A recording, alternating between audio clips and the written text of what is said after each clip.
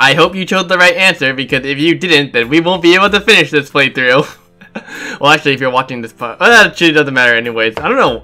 Like, to be honest though, that's actually my first time actually experiencing Bad End 1 and 2, actually. Because I've always gone straight to, the right way, though. And you actually have to...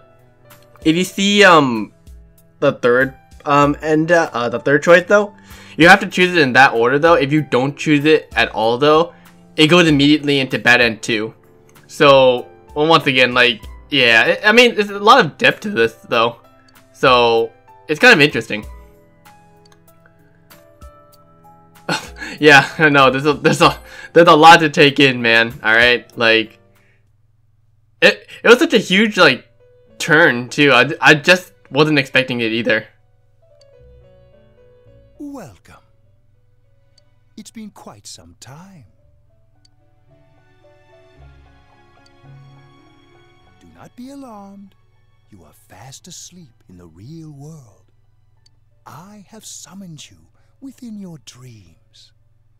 Now then, your journey has taken you quite a distance thus far.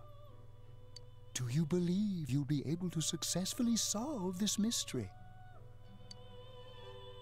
I think I can solve it. Splendid! The precise destination of this vehicle, that too is getting rather hard to judge. If we continue driving blindly, we may end up leading you further away from the mystery that you must reach. Well, why don't we take a moment to look back on your journey? It was for that purpose that I summoned you here tonight. Margaret?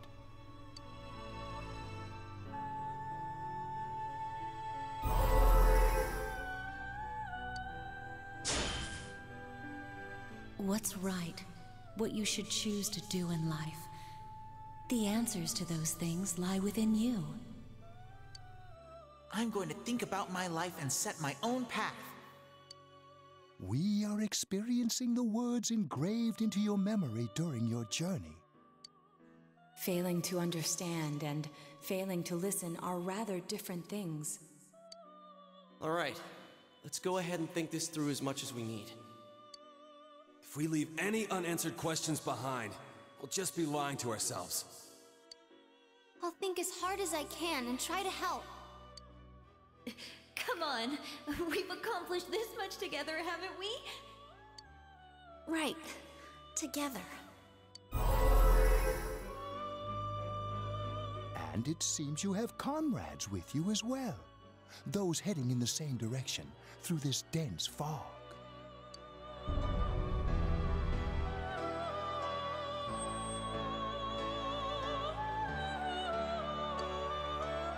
We'll be parked for the moment while I confirm our current heading. As I mentioned previously, this year will signal a great change in your life. Though there isn't much time left, it can be worth your while to take the time to stop and reflect.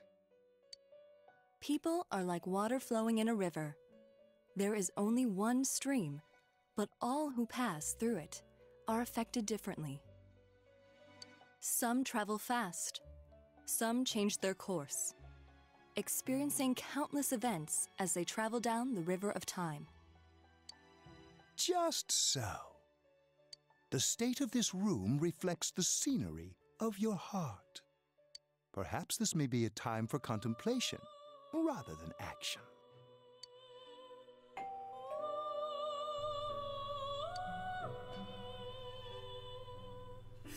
Of course, the cutscene is also different the more social links you've maxed too, but it'll always show your teammates at the end of it, though.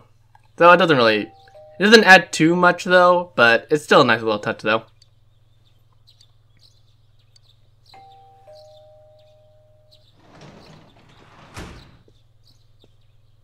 Teddy's missing. I looked all over the neighborhood, but I couldn't find him anywhere. Yeah, me too. He was acting all weird lately. Rise and the others are checking inside the TV to see if he's gone back to the other side. We're meeting pretty soon, so will you come with me to Junes?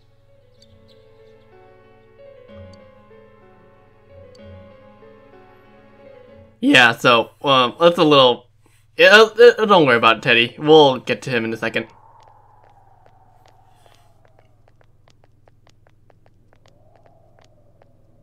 It's no use, man.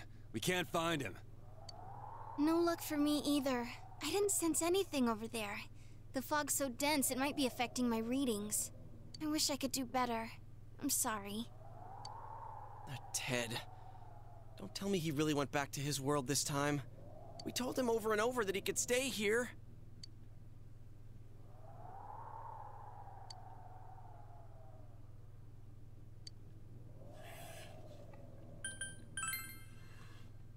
I guess that's all we can do right now.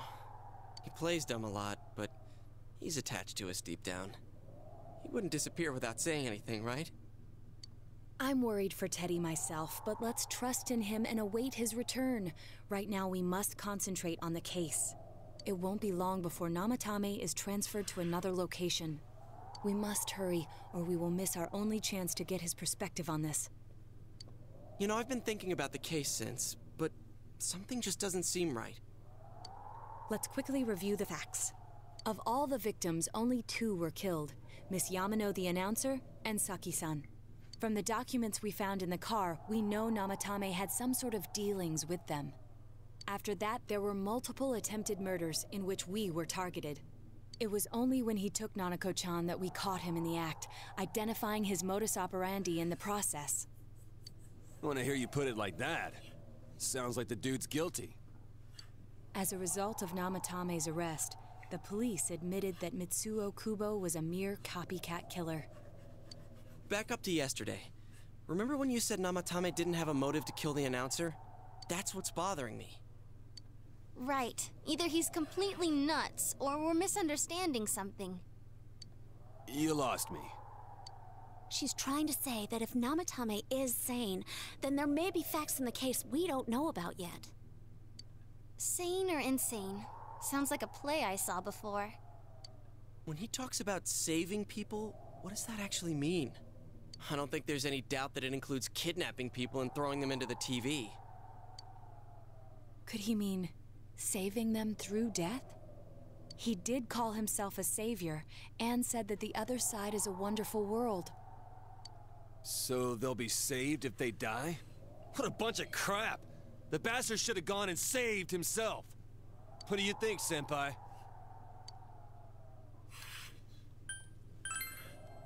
If you think about it normally, it's gotta be him.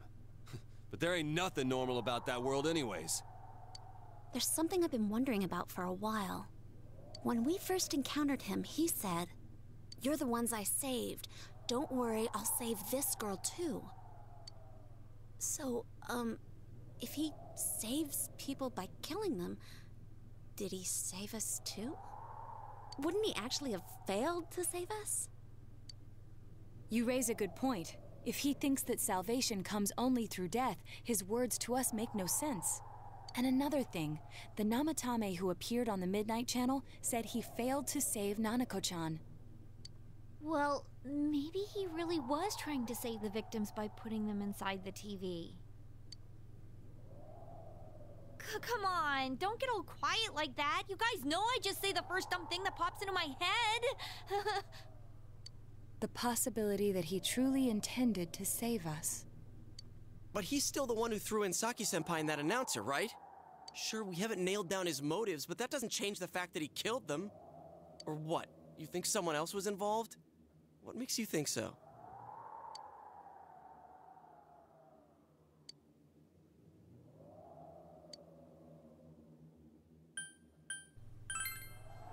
Warning letter? Oh yeah! Whatever happened to that thing? If Namatame's the killer, he must have been the one who wrote it, right? Let's review them.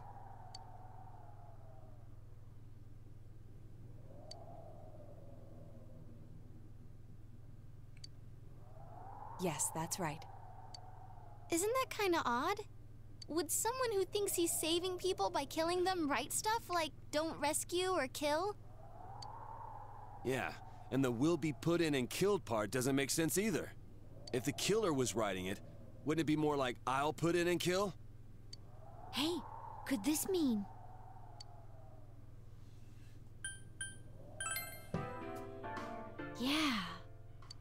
Almost like someone else wrote this letter. But only the killer would write such a letter and deliver it to Dojima-san's house, right? If someone else wrote it, that could only mean... Dear God. Since this is such an unusual case, I was absolutely convinced that other than the Kubo incident, there was one culprit. So, Namatame really was trying to save his victims? Everything is exactly the opposite of what it first seemed. In Namatame's parlance, failing would have been the first two cases when the victims died. If he had used his method twice and failed both times, he would hardly have continued using the TV, and yet he did.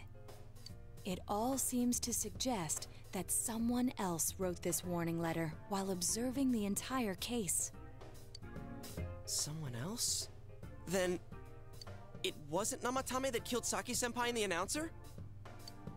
We can't say for certain yet. We urgently need to speak with Namatame face to face. Oh yeah, so the pieces are finally like coming together that there possibly is another person involved. Which there is, but that part you can kind of put together. How though? After what happened yesterday, they said they're gonna tighten security. I have a plan. But there's no time to waste. Let's hurry to the hospital. Yeah, so we have to leave it to our 8th detective to solve it, you know? Hey, this place is off limits. I'm a consultant with the police. I'd like a few words with Namatame-san. May I go in? This is Unit 252, requesting confirmation on an ID. Name of Naoto Shirogane. Huh?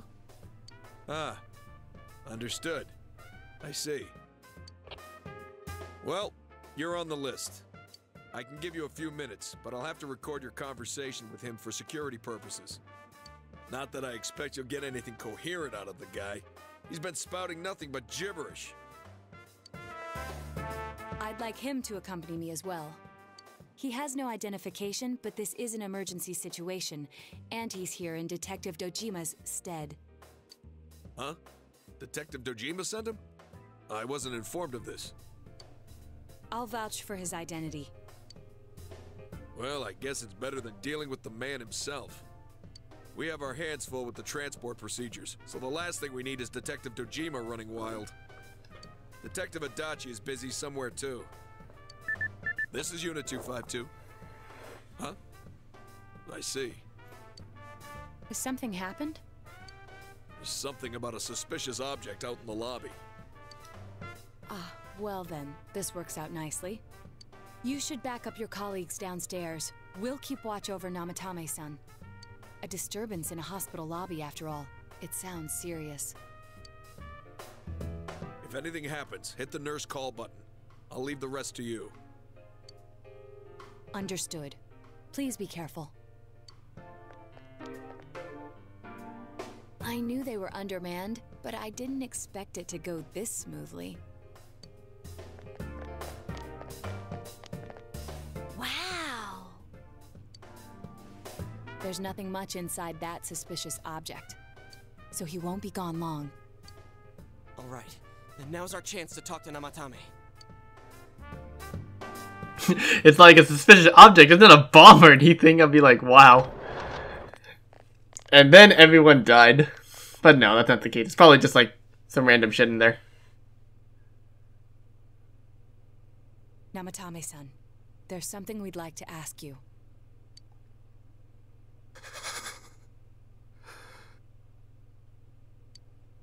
It's tempting to think that you were the culprit behind this entire case. And to be honest, there are many in this town who hope you are. But we are here to learn the truth. So please, answer our questions. Huh?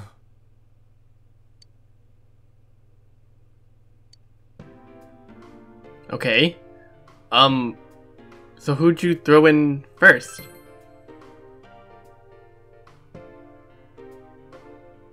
Huh? Me?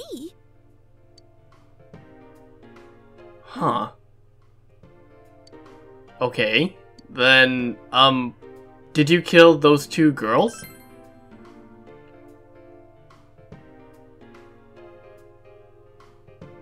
They were killed. I couldn't save them. So, is saving killing people?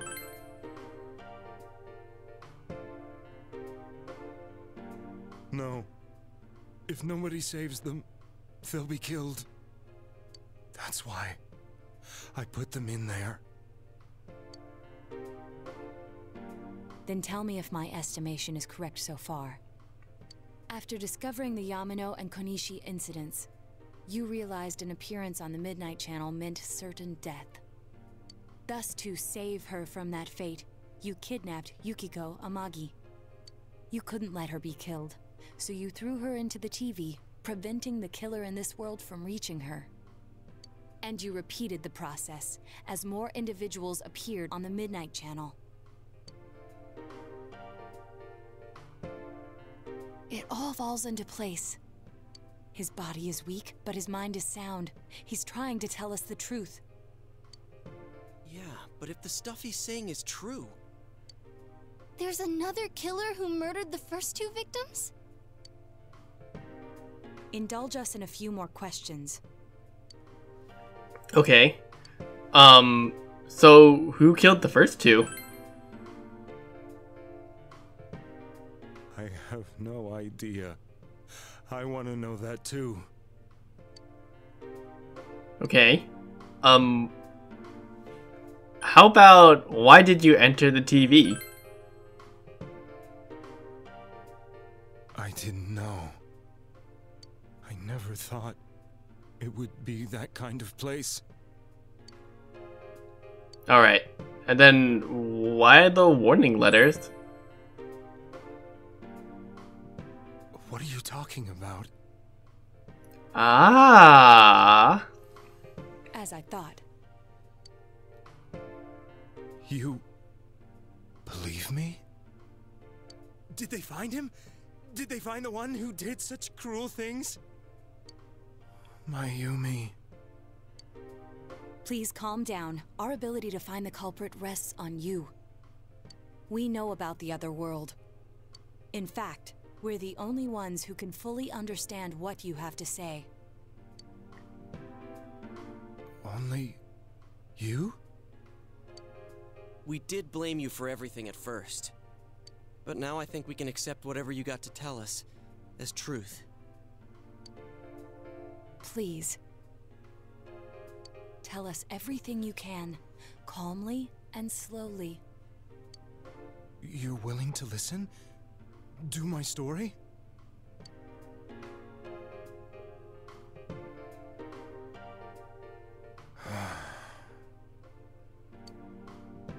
All right.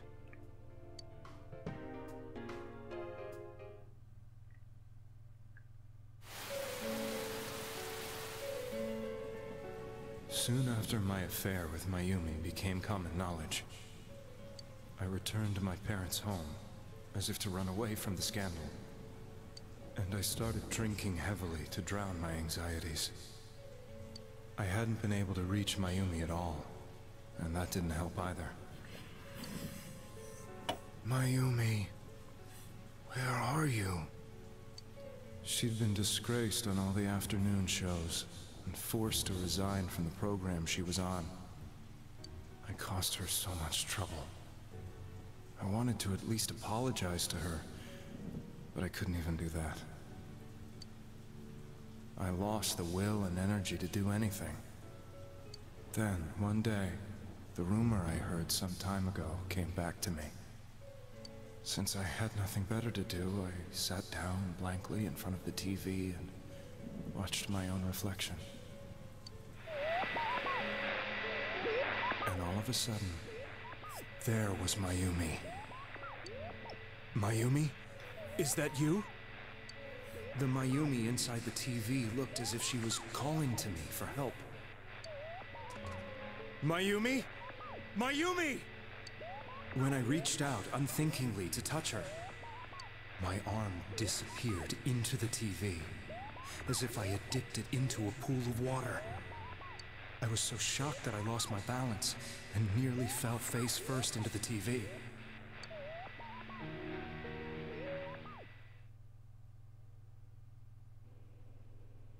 I was so scared.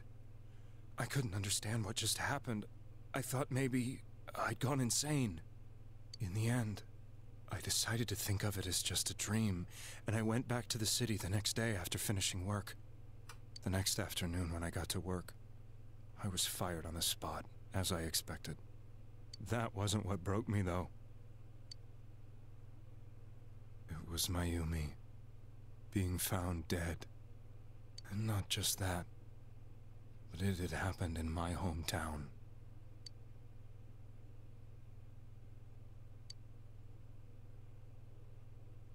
I was dumbstruck. But later on, I remember the image of Mayumi I'd seen that night. Was it not a dream? Could it really have been an SOS from Mayumi? I hadn't touched another TV because the first time was so terrifying, but I decided to try it again. And I confirmed that none of it was a dream. So that image, was it something Mayumi showed me, calling for help? That's how I felt. And eventually, you learned of the Midnight Channel. I remembered that when Mayumi was alive, she was chasing a rumor about some bizarre TV program. I'd heard about it before, but I thought it was just an urban legend. But then Mayumi appeared on it, and later turned up dead. The more I thought about it, the harder it became to believe that the two events were unrelated. Soon after that, I came back to Inaba to answer the police's questions. I'd lost my job, and I wanted to know the truth of Mayumi's death for myself. Then, on another rainy night, someone else appeared on the Midnight Channel. It was a girl. She looked like she was calling for help, just like Mayumi. The first thing that came into my mind was, maybe this girl will be the next to die. And that was Saki-senpai. I'd been following all the news about Mayumi, so I noticed right away that she was the girl who found Mayumi's body. And if my hunch was right, she'd be the next victim. I didn't want her to die the way Mayumi did. So I desperately kept watching. I was consumed with the idea of rescuing her. Then, little by little, her image on the screen came into sharper focus. It became sharper? How did you find out it was her?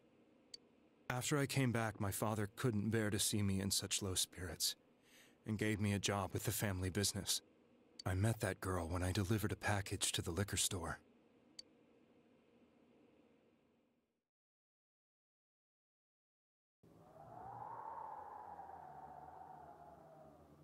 After agonizing over it, I decided to meet her, and told her to be careful.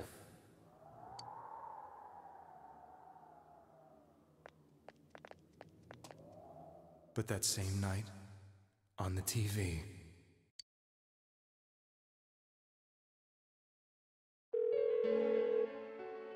she looked as if she was being engulfed by some black shape. She was writhing in pain. That's why I warned her. Why won't she pick up the phone? Come on, please!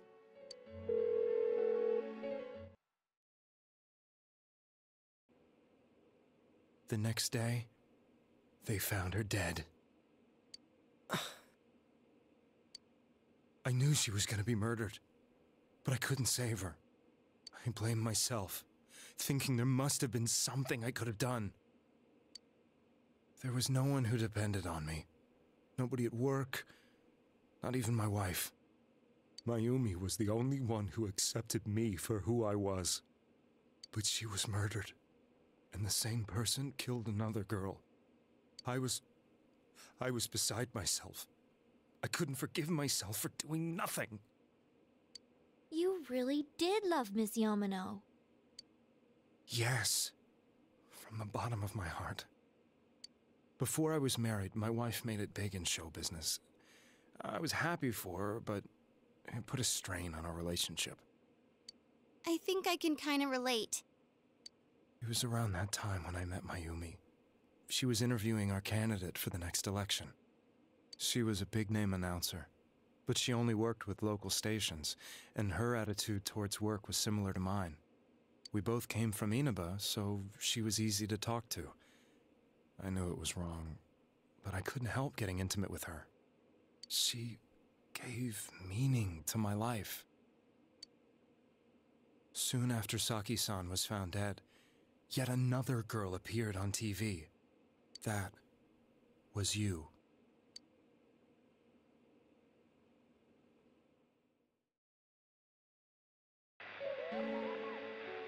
She'll be kidnapped next, and murdered. I can't let her end up like Mayumi and that other girl. This time, I'm gonna do something. My opponent was a murderer who left no clues to his identity. I thought hard about what I could do to protect her from someone like that. I'll never convince her. If she gets suspicious and they arrest me, who'll save her then? The girl inside the TV looked as if she was smiling at me. And that's when it hit me. I apparently had the power to go through the TV screen to the other side. Then, what if I put her into the TV and give her shelter there before the killer gets her? What are you trying to tell me? That it's safe over there? Is that it? The girl inside the TV seemed to smile at me again. And I thought, no matter what kind of place it might be, it's better than being slaughtered. Once things calmed down, I could just let her out again. If she's inside the TV, there's no way they can find her. It felt as if everything was starting to come together in my mind. Could it be that Mayumi gave me that power to prevent any more victims from meeting her fate? Was it my mission to save people?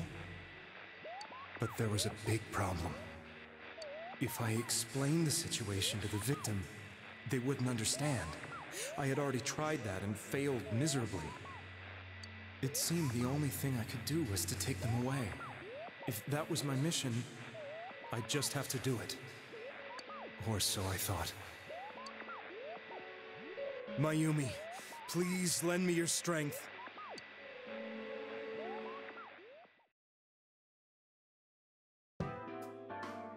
So, since you thought people who appeared on the Midnight Channel would be killed, you kidnapped us in order to save us.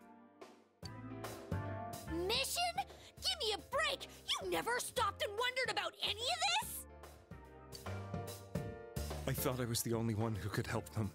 I did call the police, but they didn't believe me. I knew the area well, thanks to my job. I had a large truck, and I could move around without suspicion. I thought my job as a delivery man would be the perfect cover for my mission. I thought no one else could do it. But are you telling me that I wasn't saving them? If a person is still within the TV world when the fog appears here, they will die. Beginning with Yukiko-san, the people you thought you had been saving were, in fact, in mortal peril. It was my friends here who really saved us all. I had a feeling that was it. When I went after that little girl and entered the TV myself, for the first time, I had some doubts about myself. You refer to Nanakar-chan, correct? The police were after me, so I had to get away. But I still felt I needed to do everything I could to save that poor little girl. That's why I went in after her. But the TV world was completely different than I imagined. Such an abominable, grotesque place. I knew that the three of you who I saved went back to your normal lives, so I didn't realize how terrible that world was. I never knew you couldn't even get out of that place on your own. No. That's a cowardly way to put it. I'd probably already begun to realize that it was a dangerous place. If I hadn't, I wouldn't have gone to see you all. See us? Wait, are you talking about the concert we did at Junes? Yes. I wanted to know why the ones I saved were all hanging out with each other, and how much you remembered. But in the end, I couldn't bring myself to say anything and ran home. I must have felt too guilty. But all the doubts and anxieties I'd been unconsciously suppressing exploded out when I entered the television myself. I thought I was going insane. I probably did. And you know the rest. When I came to, I was lying in a hospital bed. You really were trying to save people. But I ended up doing just the opposite. What a fool. I always wanted to enter the world of politics and become useful to society. But after losing my job and the woman I loved, all I had left was this power. I convinced myself that world was some sort of sanctuary, and I secretly believed myself to be a hero.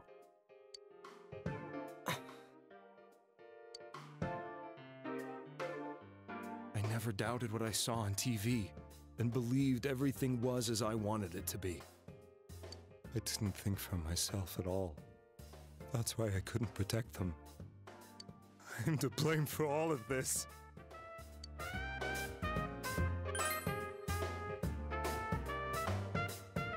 suppose so. But the things I've done are too serious to be brushed aside like that. I have no intentions of running away from my crimes. I'm prepared to face the consequences. Kidnapping is already a serious crime, and on top of that, I put all those lives in danger. I'm sorry. The Midnight Channel and the other world, you can hardly be blamed for failing to understand them properly. We must apologize to you as well. Had we let our emotions blind us to the truth, we would have piled all the responsibility on you. I guess from your point of view, people did stop dying once you started saving people. The more you did it, the more you really believed you were preventing their deaths. I'm such a joke. I'm sorry. I'm getting a little tired. What are you all crammed in here for? My apologies. We'll be leaving now. Wait. I beg you, please, find whoever's behind this. You children are the only ones who know about that world.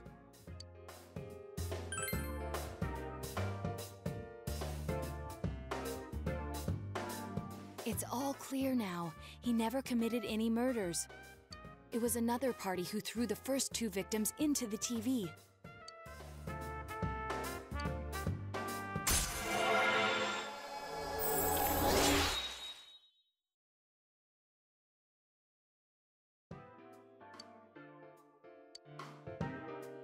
Now get out of here!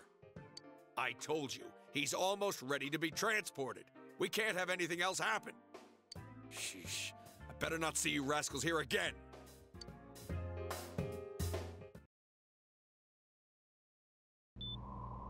Nanako-chan looks like she's in pain. She's fighting for dear life. This was the last place we saw Teddy, right? He was so worried about her. How can he flake out like this when we have to find the real killer? The police consider the matter closed. We'll have to do all the investigation from here on out. Let's revisit Saki-san and Miss Yamano's incidents and see if we can turn up fresh details. But it's been over 6 months. Wouldn't the trail be cold by now? I know, but we can't give up. We're the only ones who understand what's really going on. And you never know. People might remember some things now because they've had so much time to think about it. Let's split up and talk to people all over town tomorrow.